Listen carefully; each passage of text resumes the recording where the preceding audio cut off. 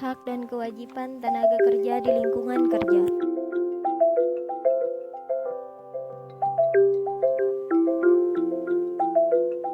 Hak-hak tenaga kerja.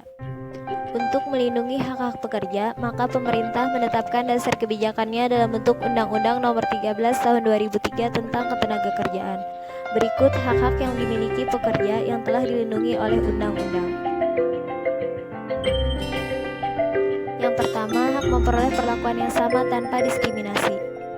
Hak ini diatur dalam Pasal 6 Undang-Undang Nomor 13 Tahun 2003. Pengusaha harus memberikan hak dan kewajiban pekerja tanpa memandang suku, ras, agama, jenis kelamin, warna kulit, keturunan, dan aliran politik.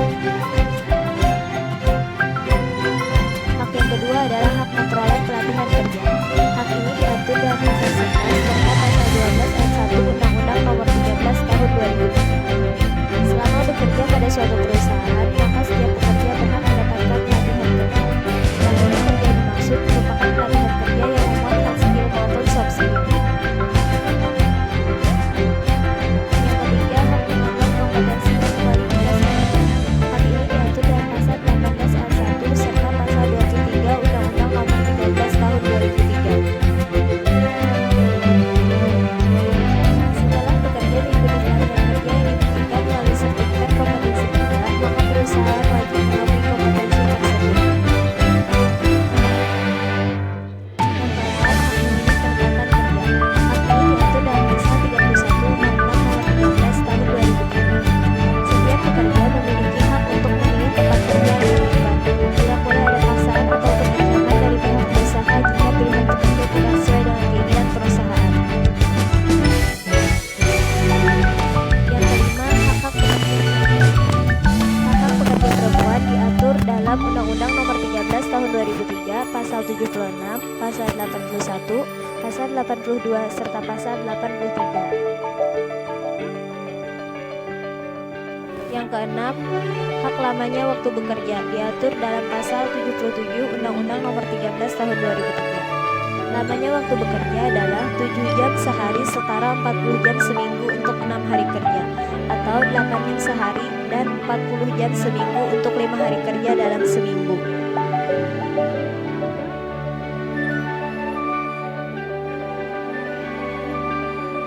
Yang ketujuh, hak bekerja lembur diatur dalam Pasal 78 Undang-Undang Nomor 13 Tahun 2003. Waktu kerja lembur hanya dapat dilakukan paling banyak 3 jam dalam sehari atau 14 jam dalam seminggu.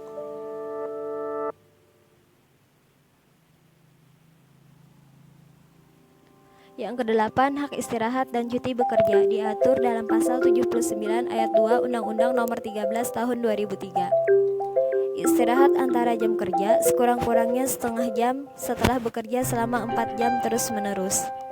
Istirahat mingguan sehari untuk 6 hari kerja dalam seminggu atau 2 hari untuk 5 hari kerja dalam seminggu.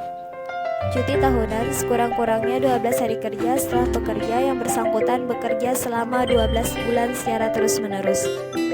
Istirahat panjang sekurang-kurangnya 2 bulan dan dilaksanakan pada tahun ke-7 dan ke-8, masing-masing 1 bulan bagi pekerja yang telah bekerja selama 6 tahun secara terus-menerus pada perusahaan yang sama. Yang kesembilan, hak beribadah. Pekerja berhak untuk mendapatkan kesempatan melaksanakan ibadah yang diwajibkan oleh agamanya. Yang ke-10, hak perlindungan kerja. Setiap pekerja berhak mendapatkan perlindungan yang terdiri dari keselamatan dan kesehatan kerja, moral dan kesusilaan, serta perlakuan yang sesuai dengan harkat dan martabat manusia dan nilai-nilai agama. Yang ke-11, hak mendapatkan upah.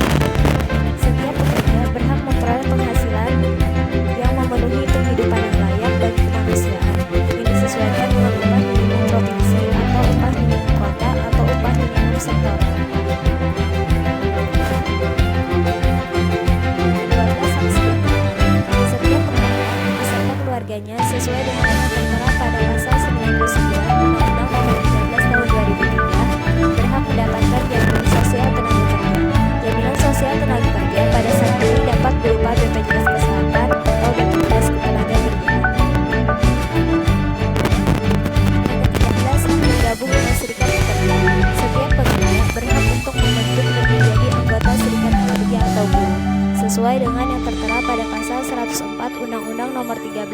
2003. Yang ke-14, hak uang pesangon. Setiap pekerja yang terkena pemutusan hubungan kerja atau PHK berhak mendapatkan pesangon dan atau uang penghargaan masa kerja dan uang penggantian hak.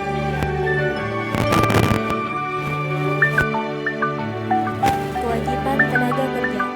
Kewajiban adalah suatu prestasi baik berupa benda atau jasa yang harus dilakukan oleh seseorang karena kedudukan atau statusnya.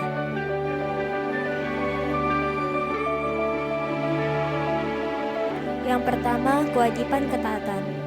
Seorang karyawan yang memasuki sebuah perusahaan tertentu memiliki konsekuensi untuk taat dan patuh terhadap perintah dan petunjuk yang diberikan perusahaan, karena mereka sudah terikat dengan perusahaan.